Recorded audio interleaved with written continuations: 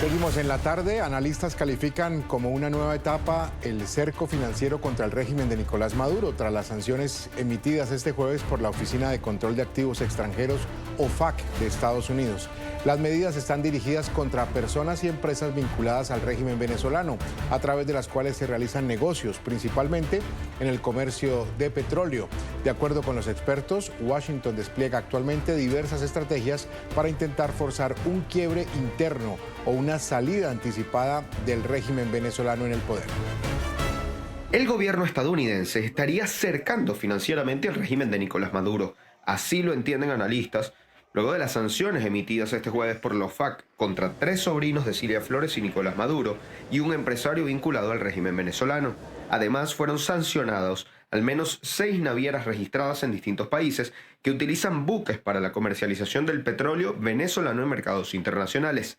Creen que esta es una estrategia paralela al despliegue en el Mar Caribe, con la que intentan cerrar vías de financiamiento que hoy utiliza el régimen. Está claro que la administración Trump, además de lo que es una evidente escalada militar, que estamos viendo poco a poco, que a veces parece imperceptible, pero que está ocurriendo, también ha decidido escalar en el sentido de asfixiar financieramente al narcorrégimen de Nicolás Maduro. Y es que además esto ha ocurrido apenas un día después de que fuera abordado por fuerzas militares estadounidenses en las cercanías de las aguas territoriales venezolanas un tanquero petrolero identificado como Skipper, que previamente habría cargado al menos 1.900.000 barriles de petróleo en las costas venezolanas. Según informaron autoridades estadounidenses, este buque estaba sancionado y bajo medida de embargo. Una presión real, una presión concreta, una presión durísima contra la estructura financiera del régimen de Nicolás Maduro, porque además lo que va a ocurrir a partir de ahora es que los tanqueros petroleros, tanto los fantasmas como los que son legales, van a intentar no pasar por ahí, ¿no? Y es que según una reciente investigación de Transparencia Venezuela, al menos el 40% de los buques petroleros que visitaron Venezuela en el mes de noviembre eran buques irregulares, furtivos o sancionados.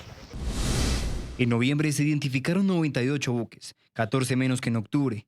De estos, 17 navegaron con su señal de AIS apagada y 23 estaban sancionados o clasificados como furtivos, lo que representa 41% del tráfico petrolero. Por supuesto, estas acciones han sido rechazadas por el régimen venezolano. Aunque no se pronunció sobre las sanciones a personas y empresas específicas, Nicolás Maduro sí calificó como un acto de piratería el decomiso del buque petrolero por parte de Estados Unidos. A un asalto militar, secuestro y robo como piratas del Caribe a una nave mercantil, comercial, civil, privada, una nave de paz. Analistas indican que todas estas acciones por parte de Estados Unidos son una escalada que inició con una demostración de fuerza militar en el Caribe y que continúa con distintas estrategias para buscar una salida al régimen de Nicolás Maduro. Hemos visto una operación que en un primer momento tenía, digámoslo así, aparentemente una intención disuasiva, y en la medida que el tiempo pasa sin que la disuasión parezca funcionar, entonces entra en una etapa más coercitiva, ¿no? Que es lo que hemos visto en los últimos momentos, con un escalamiento de las tensiones. Y es que el propio Nicolás Maduro ha asegurado que tomaría medidas necesarias para proteger la flota de barcos petroleros que garantizan el comercio del crudo venezolano y que son, según análisis de economistas, la principal fuente de financiamiento lícito que hoy tiene la administración venezolana. Analizamos el tema y saludamos a Olaguer Chacón, analista internacional, especialista en geopolítica. Gracias por estar con nosotros. Nos acompaña desde Toronto, en Canadá. Bienvenido aquí a la tarde de NTN 24, Olaguer. ¿Qué tal? Gracias por permitir hablar con tu audiencia. Gracias a usted por acompañarnos. Estábamos revisando lo que ha sucedido con el tema de los buques o del buque petrolero en primera instancia, pero también con los narcosobrinos de Nicolás Maduro. Le quiero preguntar en primera instancia por el tema de lo financiero. Se está haciendo una operación de presión ahora financiera, simultánea a la presión que se está haciendo por el lado militar. Hablo de la presión de Estados Unidos hacia el régimen de Nicolás Maduro. ¿Cómo ve usted esa asfixia, como muchos han llamado, de lo financiero del régimen? Bueno, una de las cosas interesantes de la declaración del Cartel de los Soles como grupo terrorista es que blinda a Estados Unidos de una serie de herramientas que van más allá de las presiones militares. Por supuesto, llama muchísima la atención los buques, la presencia del Gerald Ford en el Caribe, pero vemos que eso es solamente una parte de la operación. Lo fundamental está en que también da herramientas no militares, sobre todo en el ámbito financiero, para sancionar a personas y a organizaciones, a empresas, que es lo que está ocurriendo en este momento. Sobre todo porque también ayuda a Estados Unidos a realizar estas operaciones sin necesidad de recurrir a tribunales o levantar un expediente.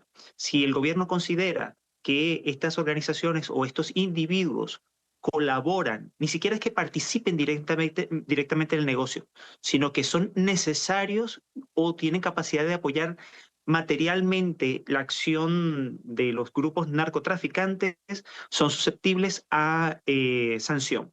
En este caso, estamos hablando de personas que ya tuvieron una condena firme por tráfico de drogas y que ahora vuelven otra vez a estar abiertamente señaladas por el gobierno de Estados Unidos y que, aunque las sanciones son exclusivamente con relaciones económicas con Estados Unidos, inmediatamente coloca a estas personas en la atención mundial, porque ahora los bancos internacionales que hacen negocios con Estados Unidos deben tener mucho más cuidado y deben reportar cualquier operación con estos individuos.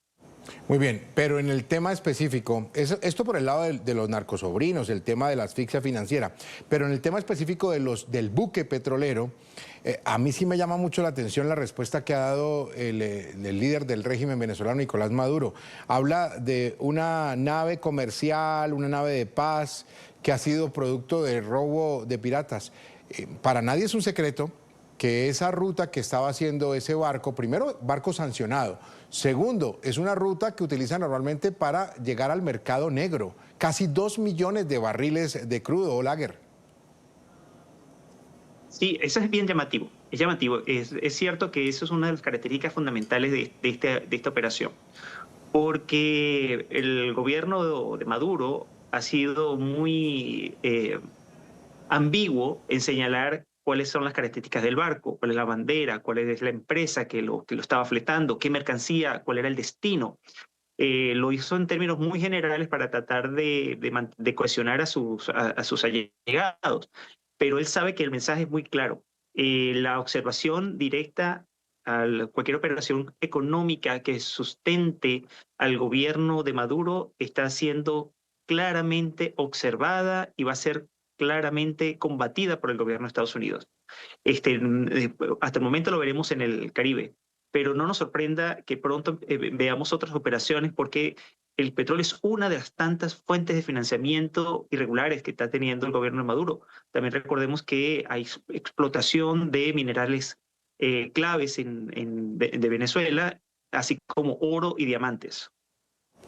Me interesa mucho ese punto, Olaguer, ¿por qué no lo ampliamos? ¿De qué otros elementos vive el régimen venezolano?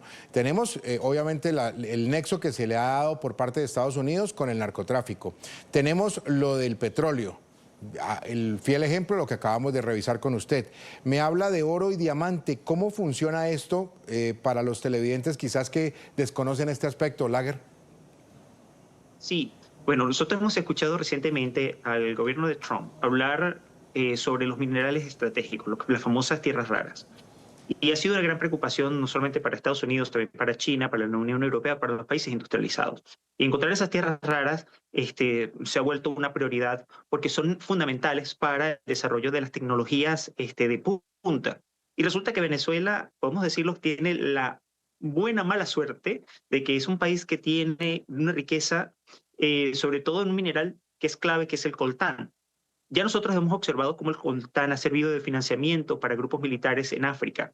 Y resulta que Venezuela también es rico en coltán, que es una de las sustancias claves, uno de los elementos, bueno, una de las materias claves para el desarrollo de los microprocesadores. Toda la explotación de ese mineral es en este momento un misterio. Se sabe que se está extrayendo, se sabe que el país tiene la capacidad de producir, se sabe que hay unas personas que están realizando una serie de operaciones, lo mismo está ocurriendo con el oro. Estamos viendo cómo se está haciendo una degradación profunda de la reserva forestal del Amazonas venezolano, pero nadie da cuenta de qué está pasando allí, cómo se comercia, cómo se certifica, porque una de las cosas fundamentales de este tipo de materiales es lo que llamamos el evitar lo que se conoce como los diamantes de sangre o el oro de sangre, y Venezuela está dentro de esa lista porque todos estos minerales están sirviendo para financiar grupos irregulares y grupos que tienen relación directa tanto con el narcotráfico como el gobierno central. Sí, y qué interesante ese aspecto, la verdad es novedoso.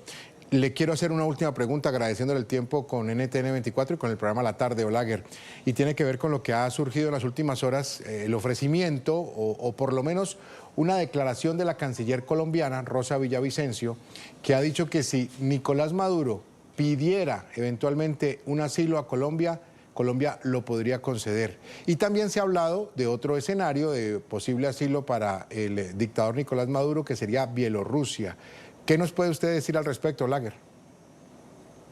Sí, ha sonado mucho tanto Bielorrusia como Colombia, pero también Turquía.